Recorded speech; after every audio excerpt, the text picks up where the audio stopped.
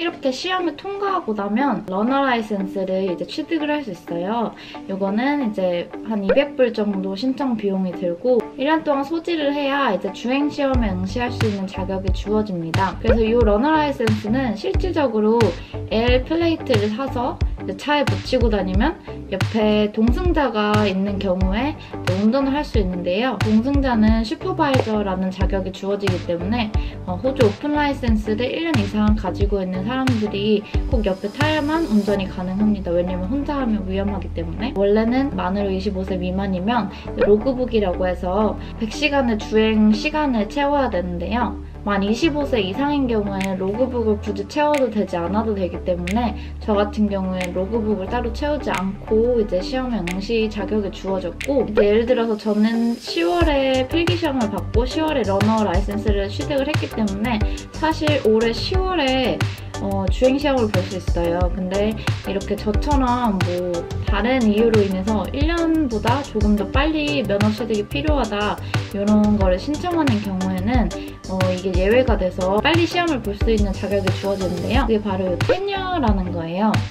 테녀는 인터넷 홈페이지에서는 절대 찾을 수 없는 폼이고 오프라인 TMR에 직접 가시면 거의 카운터에서 이제 내가 테녀가 필요하다 폼을 줄 거예요. 이 테녀가 필요한 이유는 세 가지가 크게 있는데, 첫 번째는 에듀케이션의 목적으로 통학을 하는데 운전을 해야 된다. 두 번째, 워크 목적으로 통근을 하는데 운전을 해서 통근을 해야 된다. 세 번째로는 메디컬 이유로 본인이나 아니면 본인 가족의 통원 치료를 해야 하는데 운전이 필요하다라고 이렇게 신청서를 내는 경우에 2주 정도의 판단 기간을 거쳐서 러너 라이센스 1년 소지에 대한 것을 제외를 받을 수가 있어요. 그래서 이렇게 러너 라이센스를 가지고 운전을 요래조래 하고 다니면서 이제 연습을 하고 난 뒤에, 코로나만 아니었으면 사실 진작에 제 면허를 땄었겠지만 그렇지 못해서 조금 아쉬운 면이 없잖아 있는데, 그래도 코로나 덕분에 이렇게 연습을 좀 하고 다녀서 더 안전하게 시험을 볼 수 있었습니다. 시험을 보러 갈 때 필요한 거는 일단 면허랑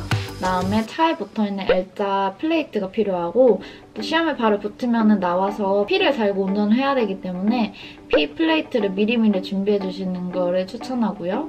이 시험에 관한 내용은 되게 제가 인터넷에 찾아봤는데 많이 후기가 없더라고요. 여기 같은 경우에는 한국처럼 학원이 정해진 코스가 아니라 시험관이 그 지역을 알아서 그냥 여기서 왼쪽으로 가, 여기서 오른쪽으로 가 이런 식으로 되게 랜덤하게 얘기를 하거든요. 물론 코스는 좀 크게는 정해져 있지만 정말 그날 심사관의 기분과 되게 주관적인 내용이 많이 포함되는 시험이라 조금 불공평하다고 하기도 해요. 왜냐면 어떤 까다로운 심사관이 걸리면 운이 안 좋게 떨어지는 경우도 있고, 어떤 심사관이 너무 좋은 사람이 걸리면 되게 운 좋게 붙는 경우도 있거든요. 그래서 그런 시험이긴 한데요. 시험은 간단하게 말하면 옆자리에 시험관을 태워놓고 이제 같이 30분 동안 운전을 하는 건데요. 심사관이 어느 쪽으로 가라, 여기 다음 신호에서는 왼쪽으로 가라 이런 식으로 심사관이 말하는 대로만 가야 돼서 어느 쪽으로 내가 갈지 길을 모르기 때문에 레인 체인지도 좀 생각을 해야 되고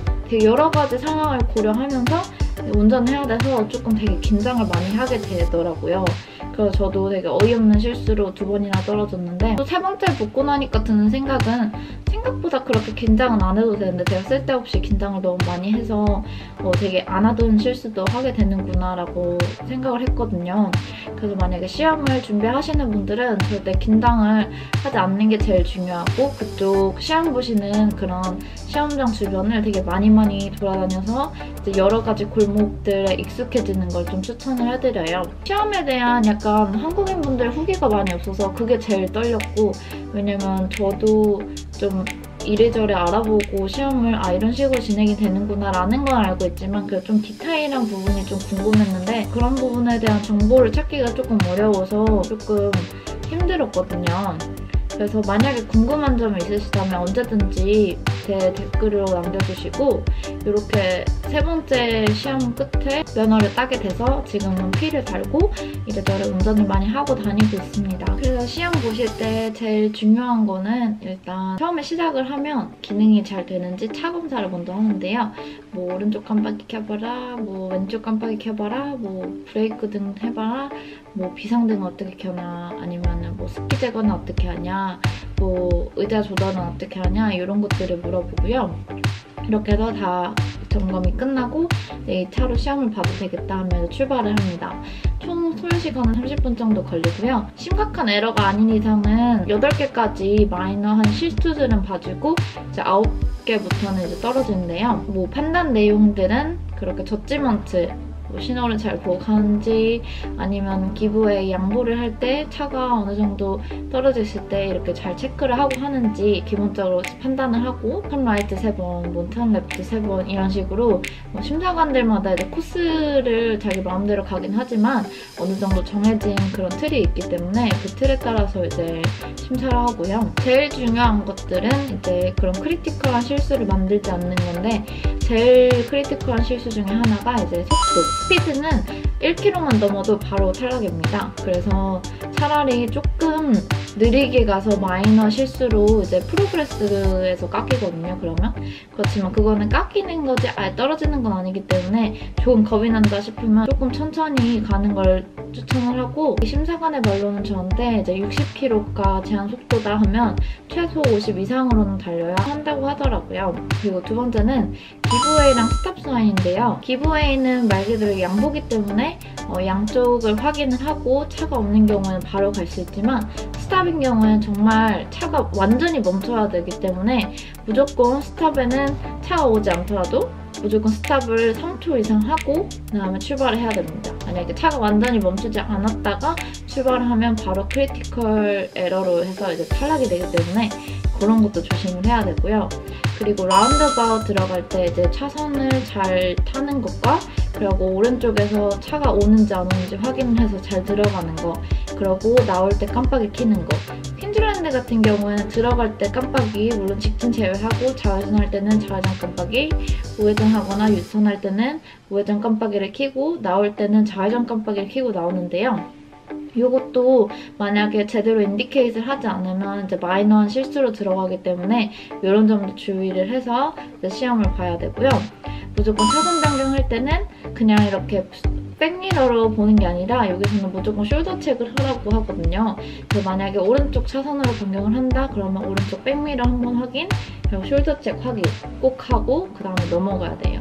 이것도 안 하면 제대로 블라인드 스팟 확인이 안 된다고 판단해서 이것도 마이너한 실수가 되고요. 이거는 사실 시험이 아니더라도 좀 사고로 이어질 수 있기 때문에 이 버릇은 좀 들이는 게 좋더라고요. 정지했을 때는 헤드 미러로 백 체크를 하고 양쪽도 한번 보면서 이제 내가 정면만 보는 게 아니라 이 좌측이나 우측 확인을 하면서 이제 운전을 한다 이런 걸 살짝 어필을 해줘야 하더라고요. 제가 조금 움직이면 사실 그 심사관이 신경 써서 보지 않으면 모를 수도 있다고 생각을 해서 그냥 계속 혼잣말로 숄더 체크 뭐 이런 식으로 체크한다고 말을 하면서 했거든요.